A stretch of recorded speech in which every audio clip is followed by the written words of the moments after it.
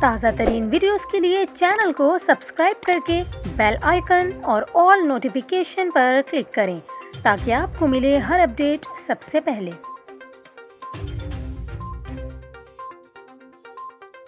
اور یہاں پر آپ کو بتاتے چلیں، محکمہ موسمیات نے کراچی میں مانسون بارشوں کے حوالے سے بڑی خوشخبری سنا دی۔ آپ کو بتاتے چلیں، محکمہ موسمیات کے مطابق کراچی میں آئندہ 24 گھنٹوں کے دوران موسم ابر آلود رہے گا۔ اس کے علاوہ کراچی کے مختلف علاقوں میں رات اور صبح کے اوقات میں ہلکی بوندا باندی کا بھی امکان ہے۔ آپ کو بتاتے چلیں، محکمہ موسمیات کے مطابق کراچی میں کم سے کم درجہ حرارت 29 ڈگری سینٹی گریڈ ریکارڈ کیا گیا، جبکہ جنوب مغرب کی سمت سے ہوائیں 12 کلومیٹر فی گھنٹہ کی رفتار سے چل رہی ہیں۔ آپ کو یہاں یہ بھی بتائیں، محکمہ موسمیات نے مانسون بارشوں کے حوالے سے کہا کہ کراچی سمیت سندھ بھر میں رواں سال مانسون کا آغاز بدھ سے ہوگا اور کراچی میں 15 جولائی سے تیز بارشیں متوقع ہیں۔ دوسری جانب آپ کو بتاتے چلیں، صوبہ پنجاب میں بارشوں کے اسپیل میں شدت آ گئی، جس کے باعث سیلاب کا خدشہ ظاہر کر دیا گیا ہے۔